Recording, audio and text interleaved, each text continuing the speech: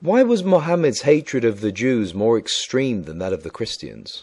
The facts are borne out especially in the biography of Muhammad by Ibn Ishaq, called Sirat Rasulullah, wherein he shows that the Judaized Arabs of Medina, especially, knew very well that Muhammad was only a pretender, a charlatan, a liar, and a terrorist.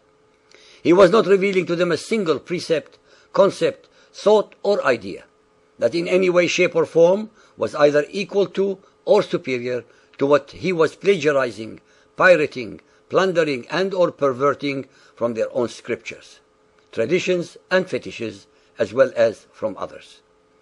They were capable of questioning and challenging his alleged revelations and nefarious deeds so much that he had no choice but to destroy them as witnesses to his mendacity.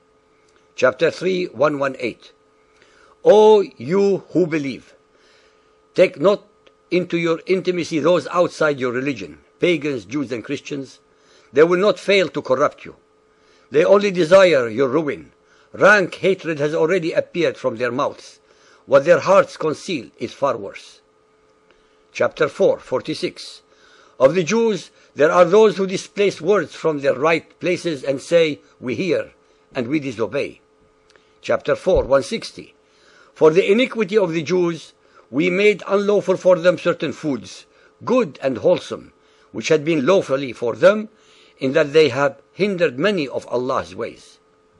Muhammad and his Quran are wrong as usual, since the food prohibitions were mandated by God upon the Israelites. There were no Jews at that time, and not, as the Quran asserts, that they did it upon themselves.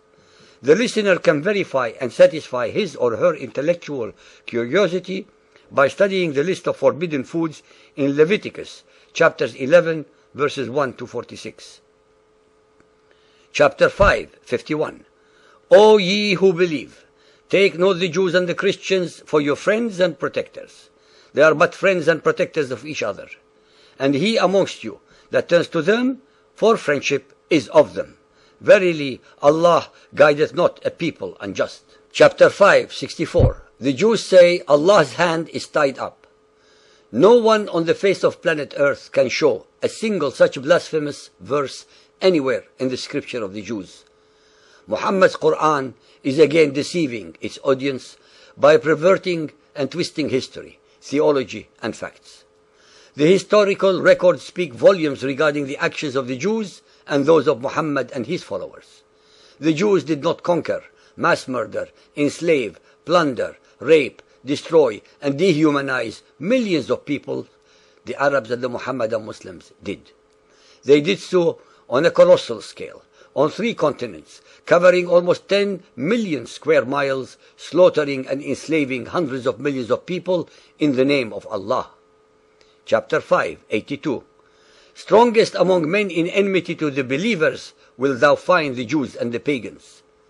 The hatred emanating from Muhammad's Quran can be cut with a chainsaw.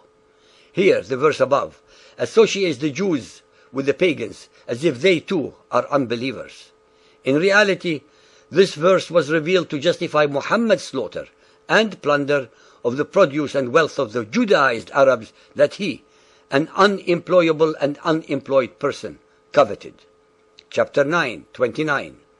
Fight those who believe not in Allah nor the last days, nor hold that forbidden which has been forbidden by Allah and His Apostle, nor acknowledge the religion of truth, that is Islam, even if they are of the people of the book, until they pay the jizya with willing submission and feel themselves humiliated. For those ignorant people among the followers of Muhammad, who have not read, let alone studied the Quran, this verse alone was and is a unilateral declaration of war by Muhammad against the Jews and the Christians, as well as against all other human beings who do not believe as he does. Chapter 9, 30. The Jews call Uzair a son of Allah, and the Christians call Christ the son of Allah. That is a saying from their mouths. In this, they but imitate what the unbelievers of old used to say. Allah's curse be on them, how they are deluded away from the truth. Muhammad falsely but deliberately accuses the Jews, the first and most ardent monotheist in the world of saying that the Uzair is the son of God. No follower of Muhammad or any other human being on the face of this planet can point to a single verse in the whole scripture of the Jews proving any of the egregious accusations made by Muhammad in his Quran. In Sahih al-Bukhari Hadith 4.791, narrated by Abdullah bin Umar, he says, I heard Allah's apostle saying, the Jews will fight with you and you will be given victory over them, so that a stone will say, O Muslim, there is a Jew behind me, kill him. Sahih Bukhari Hadith 6.252, narrated by Musab.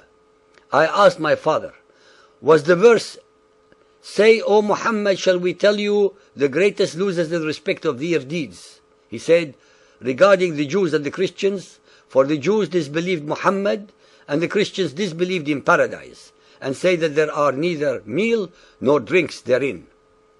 The above hadith shows that Muhammad's hatred of the Jews was because they denied his pretense for prophethood and alleged revelations.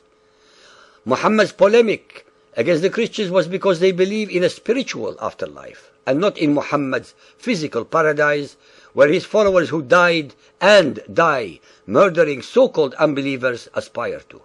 Muhammad turned paradise into a house full of sensual and sexual pleasures for his utterly gullible and simple-minded followers, a veritable whorehouse of unlimited numbers of permanent and eternal virgins. To sum up, there are hundreds upon hundreds of such vile, loathsome, ignorant and stupid verses in both the Quran and Hadiths that we cannot possibly recite. Many of the modern followers of Muhammad assert that the Christians are descended from pigs, while the Jews are from apes. They declare this repeatedly on their TV and newsprint. Let us, as usual, explore the following most staggering statistical facts. There are approximately 6,500 million human beings in the world today. There are approximately 14 million Jews today compared with 1,400 million followers of Muhammad. The Jews hence represent 0.2% of the human population, while the Muhammadan Muslims are 21.5%. Yet the Jews, the alleged descendants from the apes, constitute 20% of all Nobel Prize winners in history, while 79% of all the other Nobel Prize winners are not followers of Muhammad. The Christians, the alleged descendants from pigs, are the ones who brought electricity, running water, cars, paved roads, railways, hospitals, schools, sciences, art, planes, metal ships, etc., etc., which the followers of Muhammad enjoy without ever giving them credit. In the 500 years from 1450 to 1950, not a single follower of Muhammad from among the hundreds of millions can be named who has contributed anything of value to human progress. The same can be said for the last 1400 years in the Arabian Peninsula. The followers of Muhammad excel in terror, hate-mongering, war-mongering, deception, mendacity, hypocrisy, disloyalty, and denial of reality and facts.